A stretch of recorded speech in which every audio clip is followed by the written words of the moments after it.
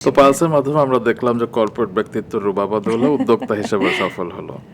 রাজনীতিতে কখনো সফল হতে চান না? মানে আমরা এরকম রাজনীতিবিদকেই তো আসলে চাই যিনি পরিশীলিত হবেন, যিনি সমৃদ্ধ হবেন শিক্ষায় এবং সবকিছুতে ইতিবাচক থাকবেন। রাজনীতিতে কেন আসেন না? টু বি ভেরি অনেস্ট, আমি আসলে রাজনীতিতে কখনো যাওয়ার কথা চিন্তা করিনি। আমার মনে হচ্ছে যে আমার যে এক্সপার্টিজ আছে, আমি যেই সেক্টরে কাজ করি, এখন প্রাইভেট সেক্টরে কাজ করেছি, রাইট?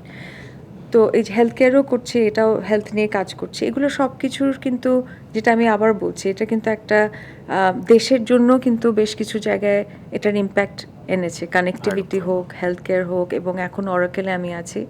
অরাকেলের যে টেকনোলজি আমরা বাংলাদেশে নিয়ে এসেছি, যে আমি একটা গভর্নমেন্টের ডেটা জি, জি, সেন্টার জি। আমরা সেট আপ করেছি, তো এগুলো সবই কিন্তু হেল্প করছে। তো আমি আমার জায়গা থেকে যতটা পারি হেল্প করি। আমি আসলে, আমি খুব স্ট্রেট ফরওয়ার্ড, তো আমার মনে হয় না আমি আমি খুব বেশি ডিপ্লোম্যাটিকভাবে কোনো কিছু বলতে পারবো, বা ওটা কিন্তু দেশের জন্য রাইট জিনিসটা আমি করতে পারবো, হ্যাঁ। কিন্তু সেটা আমি আমার ক্যাপাসিটিতে যতটুকু পারি আমি সেটা করতে চাই।